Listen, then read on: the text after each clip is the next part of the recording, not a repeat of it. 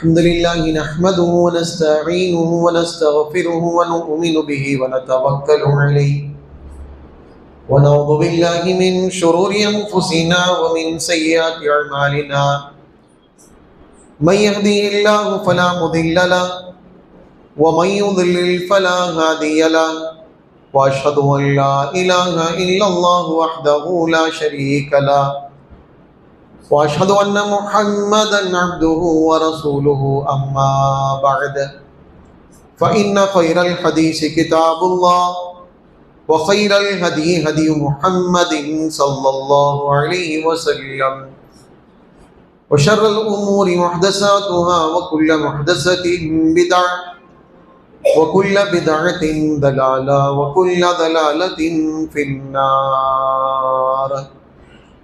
فأعوذ بالله السميع العليم من الشيطان الرجيم. بسم الله الرحمن الرحيم. يا أيها الذين آمنوا اتقوا الله حق تقاته ولا تموتن إلا وأنتم مسلمون. وقال الله تبارك وتعالى في موضع آخر: سبحانك لا علم لنا إلا ما علمتنا إنك أنت العليم الحكيم. رب اشرح لي صدري ويسر لي أمري واحلل عقدة من لساني يفقهوا قولي. اللهم رب زدني علما. తొలగింపజేయబడినటువంటి శైతాన్ యొక్క రక్షింబట్టకై అల్లాహ్ యొక్క శరణు వేడుకుంటూ, అనంత కరుణామయుడు, అపార కృపాశీలుడు, ప్రతిఫల దినానికి యజమాని అయినటువంటి అల్లాహ్ తబారక తఆలా యొక్క శుభనామంతో ప్రారంభిస్తున్నాను. అన్ని రకాల పొగడ్తలు, ప్రశంసలు, సకల ఆరాధనలు ఆ అల్లాహ్ సుబ్హానహు వ తఆలాకి అంకితము. ఎవరైతే ఈ సమస్త సృష్టిని సృష్టించి తన అధికార పీఠాన్ని అధిష్ఠించి ఆయన సృష్టించినటువంటి సృష్టిరాశులన్నింటిలో కల్లా ఉన్నతమైనటువంటి జీవిగా మానవుడిని మలచాడు. మరియు వారి వైపునకు సందేశాన్ని ఇచ్చేటటువంటి ఉద్దేశంతో ప్రవక్తల యొక్క పరంపరను ప్రారంభించాడు.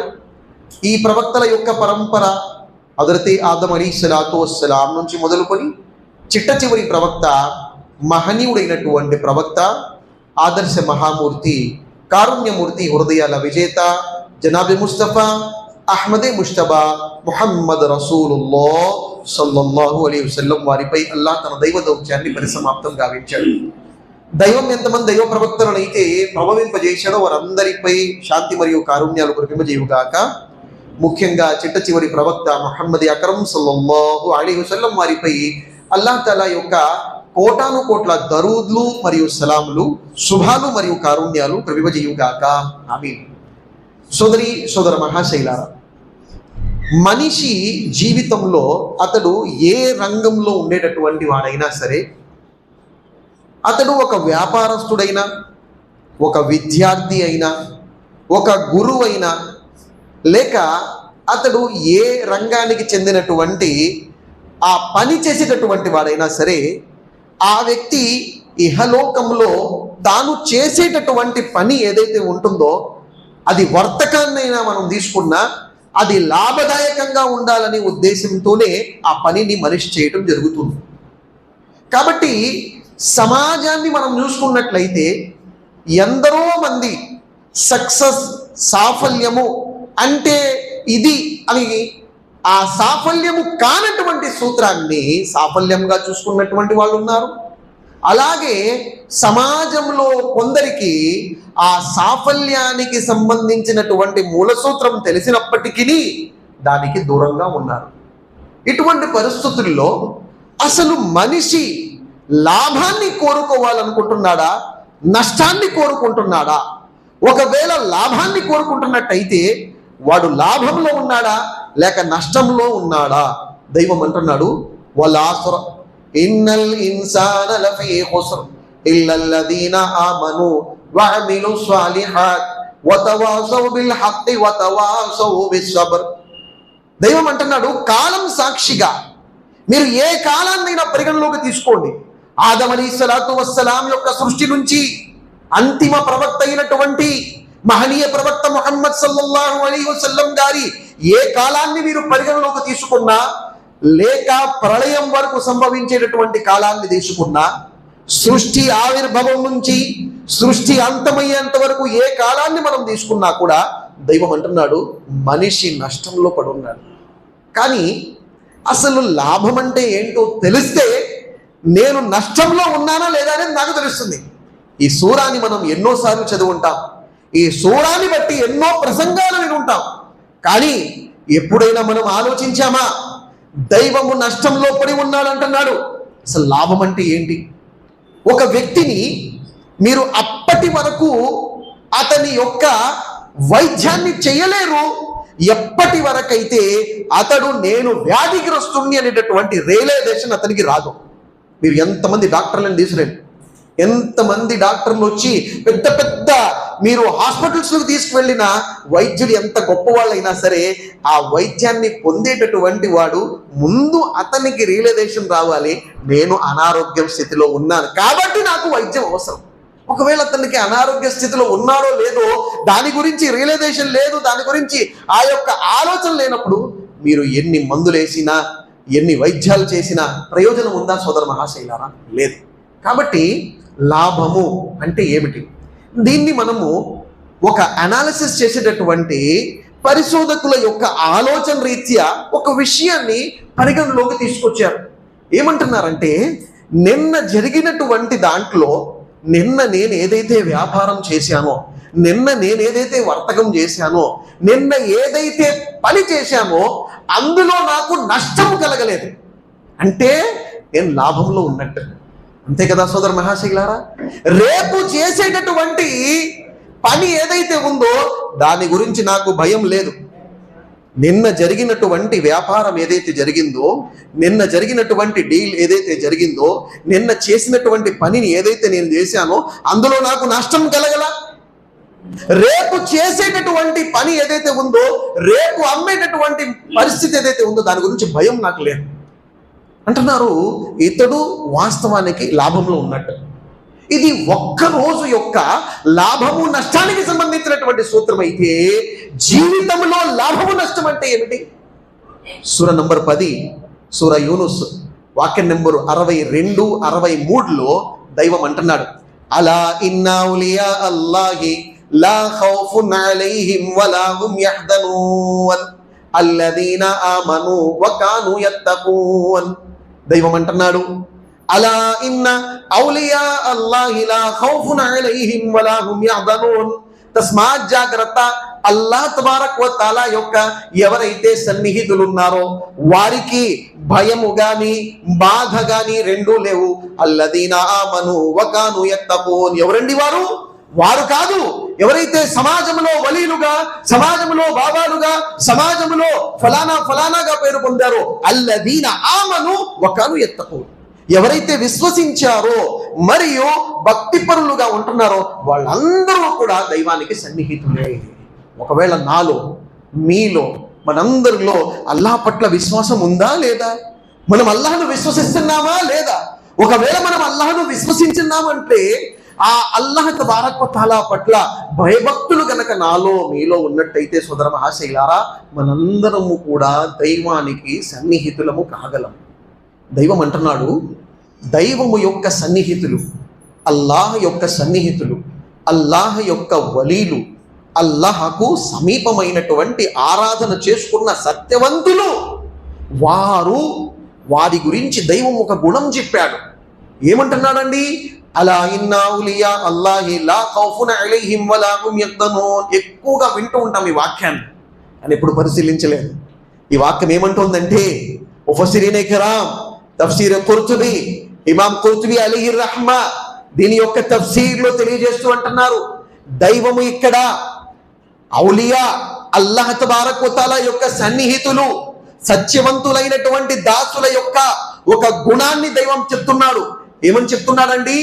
ఎప్పుడైతే వారు మరణము వారికి సమీపమవుతుందో, మరణించే సమయం వస్తుందో, ఆ సమయాన దైవము తరపు నుంచి ఈ విషయం లెక్క చేయబడుతుంది.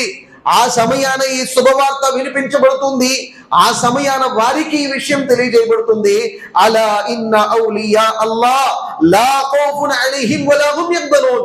అయ్యా, మీరు అల్లాహకు సాన్నిహిత్యం కోసం ఏదైతే మీరు కష్టపడుతూ దైవం ఆరాధనలో జీవితం గడిపారో మీకు భయం లేదు, బాధ లేదు. దేని గురించి భయం, దేని గురించి బాధ అండి? ఏదైతే నేను ప్రారంభంలో చెప్పాను, నిన్న జరిగినటువంటి వ్యాపారం గురించి నాకు బాధ లేదు, బాగానే సంపాదించాను. రేపు జరిగే వ్యాపారం గురించి నాకు భయం లేదంటే అతడు మంచి వ్యాపారస్తుడు. విజయవాడలో ఒక వ్యక్తి వచ్చి వ్యాపారం పెట్టాలనుకున్నాడు. లాభం పొందుతున్నాడు, నష్టం పొందుతున్నాడు తెలియదు. లాభం అంటే ఏంటో తెలియదు, నష్టం అంటే ఏంటో తెలియదు. అటువంటి వాడు పైకి రాగలడా? ఎందుకు రాలేడు? ఎందుకంటే అసలు లాభమే తెలియదు అతనికి. అతను లాభంలో ఉన్నాడా, నష్టంలో ఉన్నాడా? కానీ మనం ఆలోచించాల్సింది ఏంటంటే, మరి మనం జీవితంలో వచ్చి చేస్తున్నటువంటి దాంట్లో ఎప్పుడైతే మలకుల్ మౌత్, మరణ దూత మన ముందు నిలబడతాడో, ఆ సమయాన ఎప్పుడైతే మృత్యువు ఆసన్నమవుతుందో, ఏ రోజైతే దైవం తరపు నుంచి నిర్ణయం తీసుకోబడుతుందో, మీ ఆత్మలు సేకరించబడే సమయాన అంటున్నారు ముఫస్సిరీన్ ఇక్రామ్, మనిషి తను జీవించిన జీవితం మొత్తం అతని కళ్ళ ముందు కనిపిస్తుంది. సుబ్హానల్లాహ్, ఎన్ని మోసాలు చేశాడు, ఎన్ని దగాలు చేశాడు, ఎన్ని కుట్రలు, ఎన్ని కుతంత్రాలు చేశాడు, ఇవన్నీ మనిషికి కనిపిస్తాయి. అప్పుడు మనిషికి ఒక రకమైన బాధ, ఒక రకమైన భయం కూడా కలుగుతుంది. అవునా కదా సోదర మహాశయ గారు? బాధ ఏమిటండి? అయ్యో, నా జీవితంలో నేనేం మంచి పనులు చేయలేదే, అయ్యో ఇప్పుడు నా యొక్క ఆత్మని దైవము తీసుకుంటున్నాడే, నన్ను ఆ దైవం ముందు నిలబెట్టబడుతుంది, ఆ దైవము నన్ను ప్రశ్నిస్తాడే, నీవు జీవితంలో ఏ మంచి పని చేసి వచ్చావు, నువ్వు చేసినటువంటి పని ఏంటి అని అడిగితే నా కళ్ళ ముందు కనిపిస్తున్నాయి ఏ మంచి పనులు కనిపించట్లా, కనిపించేవన్నీ ఏం కనిపిస్తున్నాయి? వాడిని ముంచాను, వీడిని ముంచాను, వాడికి టోపీ పెట్టాను, వీడికి టోపీ పెట్టాను, అలా చేసి ఇలా చేసి జీవితం సాగించాను, ఇదే కనిపిస్తుంది. ఆ వ్యక్తికి గడిచిన జీవితం గురించి బాధ ఉంటుందా, సంతోషం ఉంటుందండి? ఆలోచించి చూడండి సార్. ఖచ్చితంగా ఆ వ్యక్తికి ఉండేది ఏంటంటే బాధపడుతూ ఉంటాడు. రెండవది, ఆ వ్యక్తికి రాబోయే జీవితం వలల్ ఆఖిరతు ఖైరుల్ లక మినల్ ఊలా, ఈ ఇహలోక జీవితం కంటే ఉత్తమమైనటువంటి జీవితం ఇది పరలోక జీవితం. కానీ అది ఏమనిపిస్తూ ఉంటుంది? భయం అనిపిస్తూ ఉంటుంది. దైవం ముందు నిలబడాలి, దైవం నన్ను అడుగుతాడు. ఏమని ప్రశ్నిస్తాడండి దైవం దైవం మనల్ని ప్రశ్నించేటటువంటి ఒక సమయం వస్తుంది. అబూబకర్ సిద్దీక్ రలియల్లాహు అన్హు గారు తన ఇంటి నుంచి వెళ్ళిపోత దూరంగా ఉన్నటువంటి సుదూరమైనటువంటి ఒక చెట్టుకి ఎండిపోయి రాలిపోయిన ఆకుని చేతిలో పట్టుకుని అంటున్నాడు, అయ్యా అబూబకర్, నీ దురదృష్టముగాను నువ్వు ఒక మనిషిగా పుట్టావు. నీవే గనక ఒక చెట్టుకున్నటువంటి ఆకుగా పుట్టి ఉంటే అది ఎండి రాలిపోయేది, దాన్ని మళ్ళీ ప్రశ్నించేవాడు ఉండేవాడు కాదు, ఏదో ఒక మేక వచ్చి తినేసి వెళ్ళిపోయేది. కానీ అబూబకర్, నువ్వు మనిషిగా పుట్టావే, నువ్వు చేసిన ప్రతి పనికి అల్లాహకు రేపు నువ్వు చంచిన తర్వాత జవాబు చెప్పుకోవాల్సిన అవసరం ఉంది అని ప్రాధేయపడేటటువంటి వాడు అబూబకర్ సిద్దీక్ రలియల్లాహు అన్హు. ఉమర్ ఫారూక్ రలియల్లాహు అన్హు రాత్రులలో ఏకాంతంగా వెళ్ళిపోయి ఆయన కుటీరములో రెండు చేతులు పైకెత్తి నమాజ్ చేసి అల్లాహ్కు దువా చేస్తున్నాడు. రబ్బనా స్రిఫ్ అన్నా అదాబ జహన్నమ ఇన్న గదాబహా కాన గరామా. ఓ మా ప్రభువా, ఉమర్ అంటున్నాడు, వెనకాల ఉన్నటువంటి ఉమర్ యొక్క సేవకుడు చూసి అంటున్నాడు, పెద్ద కేక వేసి ఉమర్ దువా చేస్తున్నాడు చేతులెత్తి, ఓ మా ప్రభువా, నన్ను నరకం యొక్క శిక్ష నుంచి కాపాడు. ఇన్న అదాబహా కాన గరామా.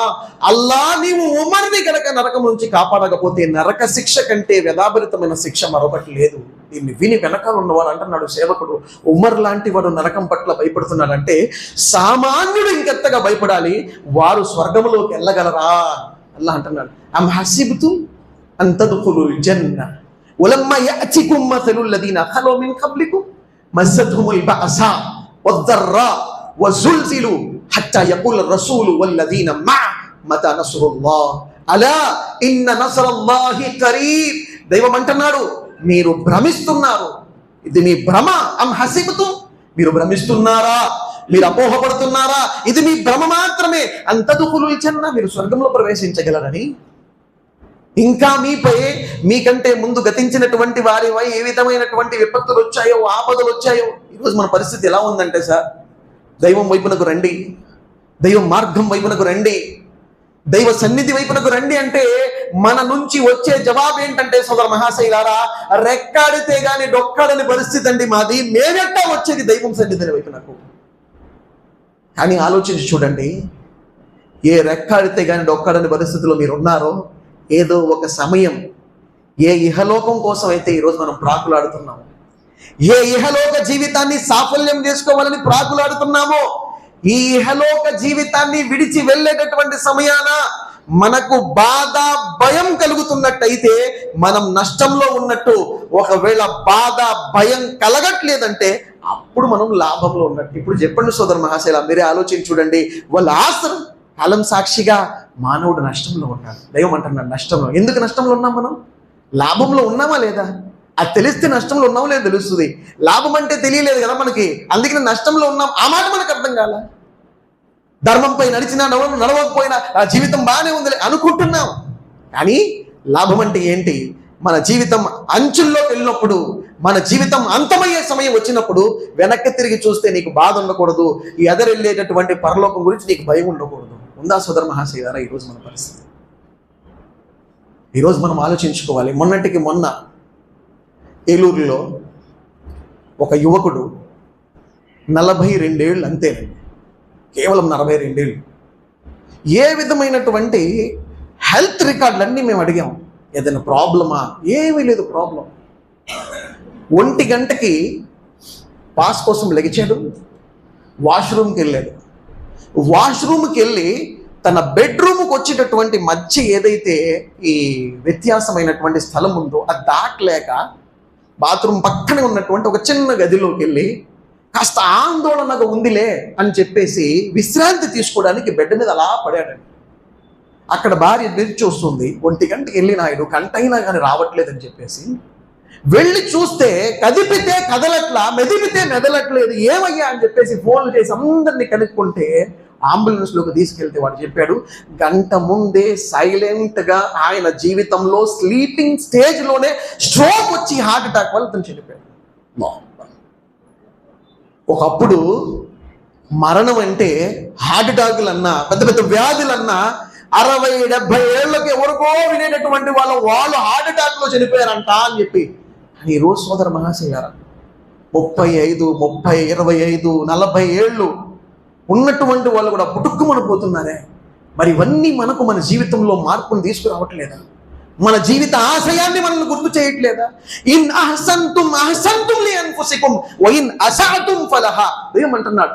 మీరు మంచిగా మారినా అది మీకే మేలు, మీరు చెడుగా మారిపోయినా అది మీకే తప్ప అల్లాహ్ తబారక వ తఆలాకు మీరందరూ కలగలిసి. దైవం అంటున్నారు ప్రవక్త సల్లల్లాహు అలైహి వసల్లం, ఇన్న అవ్వలకుం ఇన్సకుం వ జిన్నకుం, మీలో మొట్టమొదటి వాడి నుంచి కడపటి వాళ్ళ వరకు అందరూ కూడగట్టుకొని మీ మనుషులు, మీ జన్నాతులు అందరూ కలిసి సత్యవంతులు అయిపోయి అల్లాహ్ ముందు సాష్టాంగం చేసి నిలబడి నమాజ్ చేసిన అల్లాహ్ యొక్క రాజ్యములో ఒక్క ఆవగింజంత కూడా పెరగదు. అలాగే మీలో ఉన్నటువంటి ఇన్న అవ్వలకుం ఇన్సకుం వ జిన్నకుం, మీలోని మొట్టమొదటి మానవుడి నుంచి కడపటి మానవుడి వరకు కూడా మీరు అల్లాహకు అవిధేయుడైపోయినా కూడా అల్లాహ్ యొక్క రాజ్యంలో చిల్లి గవ్వంత నష్టం కూడా. ఇన్ అహసంతుం అహసంతుం లి అన్ఫుసికుం. మనం మారితే మన జీవితాలే ఇహలోకము కూడా బాగుంటుంది, పరలోకం. ఇక్కడ రాకపోవడానికి ఇహలోకం కారణం కాకూడదు. ఇక్కడ రాకపోవటం వల్లే నీ ఇహలోక పరిస్థితి దుర్భరంగా మారుతుంది. అది నువ్వు గమనించట్లా. ఈరోజు మనమేమనుకుంటామంటే పొట్టగూడు కోసం తిరుగుతున్నామే, భవిష్యత్తు ఏమైపోతుంది?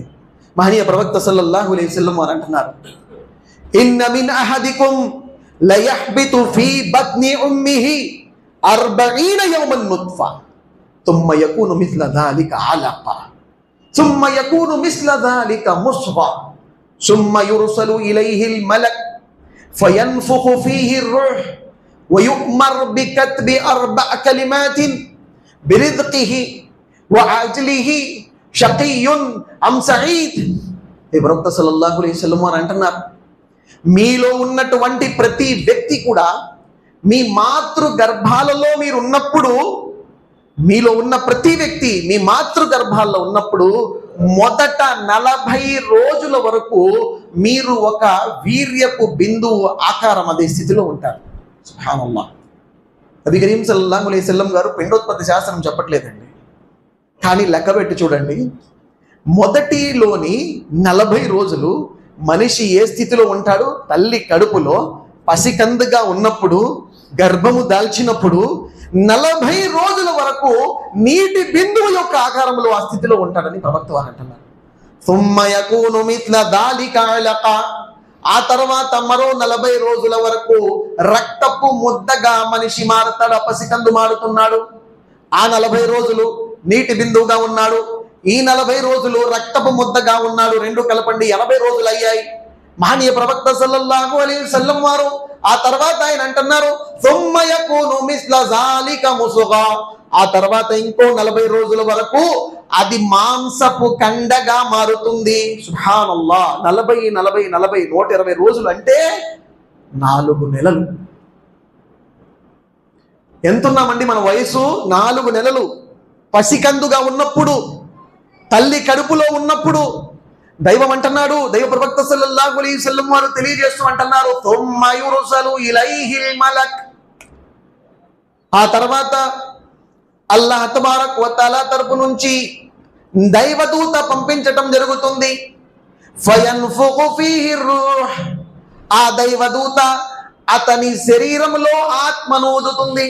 సుబ్హానల్లాహ్. ఆత్మ ప్రవేశింపజేయబడుతుంది. ధార్మిక పండితులు దీంతో ఒక మాట కనుక్కున్నారు. అదేంటంటే 4 నెలలు 120 రోజులు. ఆ తర్వాత ఆ పసికందులో ప్రాణము ఆత్మ పోయబడుతుంది. దానికంటే ముందు అది శరీరమే తప్ప ఆత్మ ఇంకా లేదు.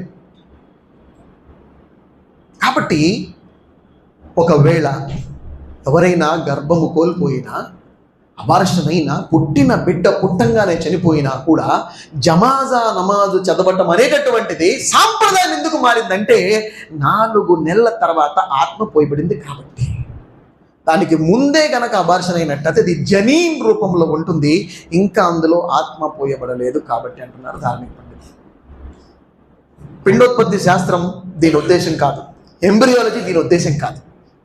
అమెరికాలో ఉన్నటువంటి ఒక ముస్లిమేతరుడు క్రైస్తవ పరిశోధకుడు ఈ హదీసును చదివి ఖురాన్పై పరిశోధన చేసి ప్రొఫెసర్ కీత్ మూర్ అనేటటువంటి ఆ శాస్త్రవేత్త అంటున్నాడు, 19వ శతాబ్దం తర్వాత తెలిసినటువంటి పిండోత్పత్తి విషయాన్ని, ఎంబ్రియో ఏ విధంగా ఇంప్రూవ్ అయ్యి ఏ విధంగా స్థాయిలు మారుతుందన్నటువంటి విషయాన్ని 1400 సంవత్సరాల క్రితము ఒక నిరక్షరాస్యుడైనటువంటి ప్రవక్త ముహమ్మద్ సల్లల్లాహు అలైహి వసల్లం వారు ఒక మనిషి ఎలా చెప్పగలడు? ఖచ్చితంగా చెప్పలేడు.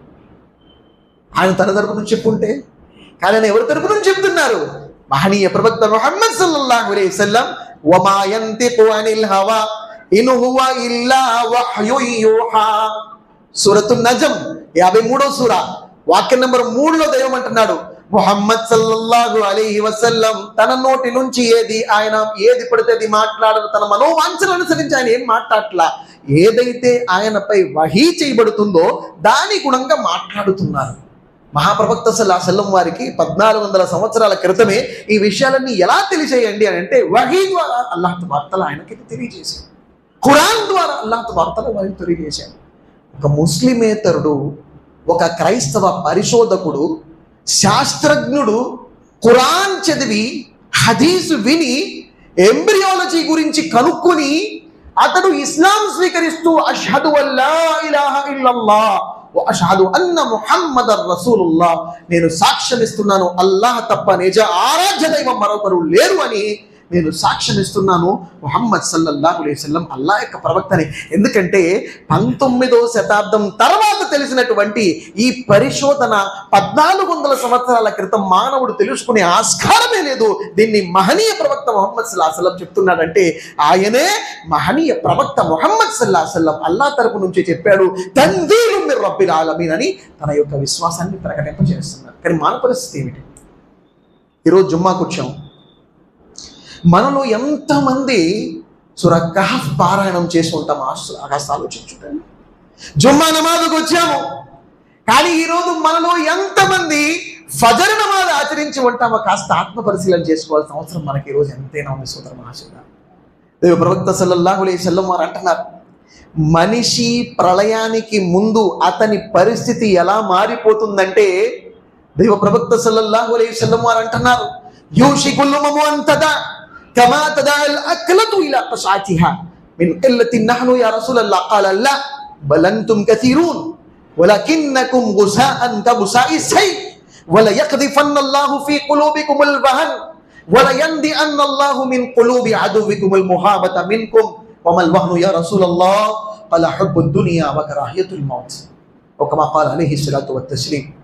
దైవ ప్రవక్త సల్లల్లాహు అలైహి వసల్లం వారు అంటున్నారు, ప్రళయానికి ముందు ముస్లిం సమాజం యొక్క పరిస్థితి ఎలా మారుతుందంటే, నబీ కరీం సల్లల్లాహు అలైహి వసల్లం వారు అంటున్నారు, ఇస్లాం శత్రు శక్తులన్నీ కూడా అవన్నీ ముస్లిం సమాజంపై విరుచుకుపడినటువంటి ఒక రోజు వస్తుంది అని ప్రవక్త వారు అంటున్నారు.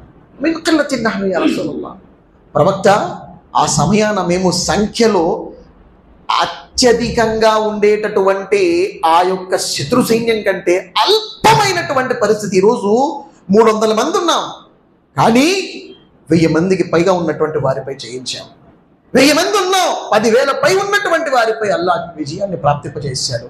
కానీ మా సంఖ్య 10 100 కంటే తగ్గుద్దా అంటే ప్రవక్త వారు అన్నారు, లేదండి, మీరు 10 100 ఈ రోజు ఉన్నారు, కానీ మీరు ప్రళయానికి సమీపంలో 10 100 కాదు, లక్షలు బిలియన్లు ట్రిలియన్లలో ఉండొచ్చు, కానీ వలకిన్నకుం గుసాఅన్ కబుసాఇ సైఫ్, నీటిపై ఉండేటటువంటి నురగ మాదిరిగా మారిపోతారు. నీటికి విలువ, నురగకు విలువ ఉందా సోదర మహాశయుడా? ఒక దాహంతో ఉంటే ఒక గ్లాసు నీళ్ళు అతనికి ఇస్తే తాగితే దప్పిక తీరుతుంది, కానీ అదే ఒక గ్లాసు నురగి చెయ్య తాగండి అంటే దప్పిక తీరుతుందా? ఎందుకు తీరుదంటే అది నురగ, దానికి విలువ లేదు. నీటికి నురగ విలువ ఉంటుంది. కాబట్టి మీరు నీటికి బదులు నురగ మాదిరిగా మారిపోతారు. అల్లాహ్ మీ శత్రువుల యొక్క హృదయాలలో మీ పట్ల ఉన్నటువంటి గౌరవాన్ని తొలగిస్తాడు. వలయందిఅన్నల్లాహు మిన్ ఖులూబి అదువికుముల్ ముహాబత మిన్కుం వలయఖ్దిఫన్నల్లాహు ఫీ ఖులూబికుముల్ వహన్, అల్లాహ్ మీ యొక్క హృదయాలలో ఒక వ్యాధిని జనింపజేస్తాడు. ఏమిటండి ఆ వ్యాధి? నబీ కరీం సల్లల్లాహు అలైహి వసల్లం వారు మొట్టమొదటిసారి ఆ పదాన్ని వినియోగించారు. సహాబాలు అడుగుతున్నారు, వమల్ వహను యా రసూలల్లాహ్, ఓ ప్రవక్త సల్లల్లాహు అలైహి వసల్లం, ఈ వహన్ అంటే ఏమిటో మాకు తెలియదు, చెప్పండి. మీరు మొదటిసారి దీన్ని వినియోగించారు. అరబ్బులు సైతం తెలియనటువంటి పదాన్ని వారు అన్నారు, హుబ్బుద్ దునియా వ కరాహియతుల్ మౌత్, ఇహలోక పేరాశ, ఇహలోక అత్యాశ, మరణం అంటే భయము. ఇవి రెండు ఉంటే వహన్ వ్యాధికి మీరు పాల్పడినట్టే, గురి కాబడినట్టే. కాస్త ఆలోచించుకోండి, ఈరోజు మన జీవితాలు దేనివైపు ఉన్నాయి? ఈరోజు 100 రూపాయలు సంపాదించే వాడికి 1000 రూపాయలు సంపాదించే అత్యాశ లేదా? 1000 సంపాదించే వాడికి 10,000 సంపాదించాలనే అత్యాశ లేదా? 10,000 సంపాదించే వాడికి లక్షలు సంపాదించే అత్యాశ లేదా? లక్షలు సంపాదించే వాడికి కోట్లు సంపాదించాలనేటటువంటి అత్యాశ లేదా? అల్హాకుముత్ తకాసుర్ హత్తా జుర్తుముల్ మకాబిర్ కల్లా సౌఫ తఅలమూన్ థుమ్మ కల్లా సౌఫ తఅలమూన్. అత్యాశ మిమ్మల్ని నాశనం చేస్తుంది అన్నారు. కానీ అత్యాశ పడేటటువంటి మనిషికి కనువిప్పు కోసమే ఈ హదీస్ మీ ముందు ప్రస్తావించబడింది. మహాప్రవక్త వారు అంటున్నారు, 40 రోజులు మనిషి తన తల్లి గర్భములో మొదటి స్థితిలో నీటి బిందువుగా ఉన్నాడు. ఆ తర్వాత 40 రోజులు రక్తపు ముద్దగా మారాడు. ఆ తర్వాత 40 రోజులు మాంసపు కండగా మారాడు. 120 రోజులు దైవము దైవ దూతని పంపి అతని శరీరంలో ఆత్మను ప్రవేశింపజేస్తున్నాడు. ఆ తర్వాత దైవం అంటున్నాడు, 4 విషయాలు అతని తలరాతలో రాయండి. సుబ్హానల్లాహ్. వయుమర్ బికత్బి 4 కలిమాతిన్ బిరిజ్కిహి వఅజలిహి వషకియున్ అం సഈద్. దైవ ప్రవక్త సల్లల్లాహు అలైహి వసల్లం వారు అంటున్నారు, దైవం తరపు నుంచి ఆదేశం ఇవ్వబడుతుంది, 4 విషయాలు ఇతని గురించి రాయండి. నంబర్ 1, అతను ఏమి తింటాడు, అతని ఎంత సంపాదిస్తాడు, అతని యొక్క జీవన ఉపాధి ఏమై ఉంటుంది. జీవన ఉపాధి కోసం రెక్కాడితే గాని దొక్కాడని పరిస్థితులని తిరిగేటటువంటి సోదర మహాశైలారా, ఆలోచించండి. మనము పుట్టక కేవలం ఇంకా 4 నెలలు మాత్రమే తల్లి గర్భంలో ఉన్న పసికందుకి నువ్వేం తింటావు, నువ్వేం సంపాదిస్తావు, నీ జీవనోపాధి ఏముంటుందని రాసి పెట్టాడే దైవము. దానికంటే గింజంత కూడా నువ్వు తినకపోతే, దైవప్రభుత్వ వారు అంటున్నారు, ఒకవేళ నీ విధిలో రాసి పెట్టినటువంటి ఏ గింజనైతే నీవు తినవలసి ఉందో అది తిననంత వరకు నీకు మరణం సంభవించే అవకాశమే లేదన్నారు ప్రవక్త సుబ్హానల్లాహ్. సోదర మహాశైలారా, 4 విషయాలు. నంబర్ 1, నీ ఉపాధి లిఖించబడుతుంది. నువ్వు పుట్టక ముందు నువ్వేం తింటావు, నీ జీవనోపాధి ఏమవుతుంది, ఎంత సంపాదిస్తావు, అదంతా లిఖించబడింది. మరి దాని గురించి ఈరోజు ఆ పొట్టలు పట్టుకొని తిరుగుతున్నామే. కాస్త ఆలోచించి చూడండి. ధర్మాన్ని వదిలి, దైవాన్ని వదిలి, పరలోక వాస్తవాన్ని గుర్తించక ఇహలోక పేరాసలో జీవితాన్ని గడుపుతున్నామే. ఆ ఇహలోక పేరాసలో జీవితం గడుపుతూ దాన్ని సాధించుకుని దీన్ని సాధిస్తాం అనుకుంటున్నాం. చూసారా, ఇది ఎంత అవివేకం ఆలోచించి చూడండి. ఒక ఆయన తన కొడుక్కి కలెక్టర్ చేయాలనేది అతని యొక్క లైఫ్లో అనుకున్నటువంటి లక్ష్యం. మా దగ్గర సమీపంలో ఏర్పడినటువంటి సంఘటన ఇది. జీవితాంతము కూడబెట్టినటువంటి ధనముతో చదివించి చదివించి చదివించి కొడుకుని ప్రయోజకుని చేశాడు. ఆ గ్రూప్ 1 గ్రూప్ 2 ఎగ్జామ్లు మీకు తెలిసే ఉంటాయి, నాకంటే ఎక్కువ బాగా మీకు తెలుసు. రాశాడు, కలెక్టర్ అయ్యాడు, సన్మానం జరిగింది, కలెక్టర్ సీట్లో కూర్చున్నాడు. కూర్చుని సాయంత్రం అయ్యింది, వెళ్ళాడు. రేపు మరుసటి రోజు వచ్చి డ్యూటీ జాయిన్ అవ్వాలి. కానీ తండ్రి లేపుతున్నాడు, అయ్యా కలెక్టర్ డ్యూటీ జాయిన్ అవ్వాలి, అంతసేపు పడుకోకూడదంటే బాబు ఎక్కడి నుంచి లెగుస్తాడు, కొడుకు లెగిసేటటువంటి పరిస్థితులు లేదు. ఆత్మ ఆల్రెడీ ఇతని యొక్క నిద్రలోనే అతనికి మరణం సమీపించింది. ఆ తండ్రి ఆ కొడుకు శవాన్ని తన భుజం మీద వేసుకుని తిరిగాడు. సోదర మహాశివ, నా కొడుకుని నేను కలెక్టర్ చేయాలనుకొని ఇహలోకానికి సంబంధించిందంతా నేర్పించాను, కానీ ఈరోజు నా కొడుకు కలెక్టర్ అయ్యాడు, కానీ అతని శరీరంలో ప్రాణం మిగలలేదే. కానీ ఈ రోజు అల్లాహ్ తబారక్ వ తఆలా జనాజా నమాజ్ తర్వాత అతనికి ప్రశ్నించేటటువంటి ప్రశ్నలు సమాధులు ఏముంటాయో దాన్ని నేను నేర్పించలేకపోయాను. మీరు ఈ తప్పు చేయకండి. ఇహలోకము సంపాదించేటటువంటి ఆ యొక్క కోణములో పరలోకాన్ని నాశనం చేసుకోవటము ఇది ఎంత అవివేకమో ఆలోచించి చూడండి సోదర మహాశిలారా. మనం అనుకుంటాం, మనం ఎన్నో పెద్ద టార్గెట్లు పెట్టుకుంటా ఉంటాం. ఇది సంపాదిస్తాను, ఇది చేస్తాను, ఇది చేస్తాను, 60 ఏళ్ళ తర్వాత ఉమ్రా చేస్తాను, హజ్ చేస్తాను, వచ్చి మసీదుకి పెట్టుకుంటాను, అంత సమయం వరకు బతుకుతామని దానికి గ్యారంటీ ఉందా? ఇల్లు వాకిలి నాటి ఇల్లాలు నాదనుచు ఎల భ్రమచితి ఓ ఈ మనసా, ఇల్లు వాకిలి నాటి ఇల్లాలు నాదనుచు ఎల భ్రమచితి ఓ ఈ మనసా, కాలుని వలలో నా కానేక చిక్కేవు కడచేరుటే త్రోవ మనసా, తనయులు చుట్టాలు తనవారని నమ్మి తలపోయకే వెర్రి మనసా, నీ తనవు వెళ్ళేడి సమయంబు లోపల నీ వెంట రాదేది మనసా. కవి అంటున్నాడు, ఇల్లు నువ్వు కట్టుకున్నటువంటి ఇల్లు, నువ్వు పెట్టుకున్నటువంటి నువ్వు పెళ్లి చేసుకున్నటువంటి నీ ఇల్లాలు, ఇవన్నీ నీవని అనుకుంటున్నావు. ఈ తనయులు చుట్టాలు బంధువులు మిత్రులు వీళ్ళేమనుకుంటారని అనుకుంటున్నావే, జీవితం గడుపుతున్నావే. ఇవన్నీ కాలూని వలలో ఉన్న కానేక చిక్కేవు కడచేరుటే త్రో మనస, బంతువన్న వలలో ఉన్నావు. వాటన్నిటినీ కూడా సమానంగా వాటి యొక్క హక్కులు నెరవేరుస్తూ నువ్వు ముక్తి మార్గాన్ని పొందాలి. కానీ కడచేరుటే త్రోవ మనస, నీ తనవు వెళ్ళేది సమయంబు లోపల నీ వెంట రాదేది మనస. ఈ పిల్లలు రారు, ఈ పెళ్ళాము రాదు, నువ్వు కట్టుకున్నటువంటి ఈ మేడలు రావు, నువ్వు పెట్టుకున్నటువంటి ఈ బ్యాలెన్స్ రావు. ప్రవక్త సల్లల్లాహు అలైహి వసల్లం అన్నారు, మనిషి చనిపోతే అతనితో పాటు అతని సంతానము, అతని సంపద మరియు అతను చేసుకున్నటువంటి విశ్వాస ఆచరణలు ఇవన్నీ బయలుదేరుతాయి, కానీ మిగతావన్నీ వెనక్కి తిరిగి వచ్చేస్తాయి. అతనితో పాటు చేరేది ఒక్కటే, నా విశ్వాసము, నేను చేసుకున్నటువంటి కర్మలు. ప్రవక్త సల్లల్లాహు అలైహి వసల్లం వారి హదీసులు ఏమంటున్నారండి? 120 రోజులకి ఏమి లిఖించబడుతుంది? మన జీవనోపాధి లిఖించబడుతుంది. రెండవది, అతడు ఎప్పుడు మరణిస్తాడో లిఖించబడుతుంది. అతని ఆయుష్ ఎంత అవుతుంది లిఖించబడుతుంది. అతడు విధేయుడవుతాడా అవిధేయుడవుతాడా అనేది కూడా లిఖించబడుతుంది. కానీ మనిషి యొక్క జీవితంలో అతను 2 మార్గాలు దైవం చూపించాడు, ఇమ్మా షాకిరం ఇమ్మా కఫూరా. అల్లాహ్ తబారక్ వ తఆలాకు అతడు కృతజ్ఞత చూపించుకుంటూ విశ్వాసిగా మారుతాడా, లేకపోతే అల్లాహ్ కృతజ్ఞత చూపించకుండా అవిశ్వాసిగా మారుతాడా? ప్రవక్త వారు అంటున్నారు, లా యమ్లౌ జౌఫ ఇబ్ని ఆదమ ఇల్లా తురాబ్. కోరికలను వెంబడించేటటువంటి వారా, తన జీవితాన్ని సద్వినియోగం చేసుకోవాలని, జీవితంలోనే అన్ని సాధించాలని కోరుకున్నటువంటి వారులారా, లా యమ్లౌ జౌఫ ఇబ్ని ఆదమ ఇల్లా తురాబ్. ఆదముకు ప్రసాదించబడినటువంటి మనసు ఇది ఎప్పటికీ నిండదు. లా యమ్లౌ జౌఫ ఇబ్ని ఆదమ ఇల్లా తురాబ్. ఒక్క కేవలం తన సమాధి యొక్క మట్టి ఎప్పుడైతే తన పొట్టలో చేరుతుందో అప్పటి వరకు మనిషి కోరికలు అంతమయ్యే ఆస్కారమే లేదు. సోదర మహాశయులారా, మీరు ఒక కోరిక కోరుకుంటారు, అది నెరవేర్చుకుంటే దాని తర్వాత ఇంకో కోరిక, అది నెరవేరిస్తే ఇంకో కోరిక, ఇన్ఫినిటీగా వస్తూనే ఉంటాయి. ప్రవక్త వారు అంటున్నారు, ఎప్పుడైతే అతని పొట్టలో సమాధి యొక్క మట్టి చేరుతుందో అప్పటి వరకు కూడా మనిషి కోరికలు అంతమయ్యే ప్రసక్తే లేదు. అలెగ్జాండర్ ది గ్రేట్ లాంటి వాడు కూడా, తూర్పు పడమరల్ని పరిపాలించినటువంటి వాడు, సగం ప్రపంచాన్ని మీరేం కోరుకున్నాం, మనం ఏం సంపాదించేసుకున్నాం? అక్కడ సగం ప్రపంచాన్ని సంపాదించిన వాడు కూడా పోతా పోతా తన సమాధి బయట, తన యొక్క యేసుకు మోసుకెళ్ళినటువంటి ఆ పెట్టె బయట 2 చేతులు కూడా ఇలా పెడుతూ సమాజానికి ఒక సందేశం ఇచ్చాడు. సగం ప్రపంచాన్ని పరిపాలించినటువంటి వాడు కూడా పోతా పోతా ఏమి తీసుకెళ్ళి అన్ని అక్కడ వదిలేసి వెళ్ళామే. మరి మనం ఏం తీసుకెళ్ళబోతున్నాము?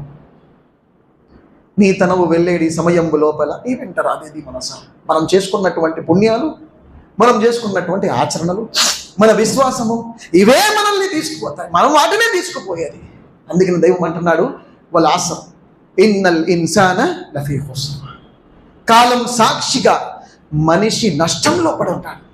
నేను నష్టంలో ఉన్నానని తెలిస్తే అప్పుడు నేనేం చేస్తాను? వెంటనే నేనేం చేయాలి? ఎందుకు నష్టపోతున్నాను, రీజన్స్ కనుక్కోవాలి.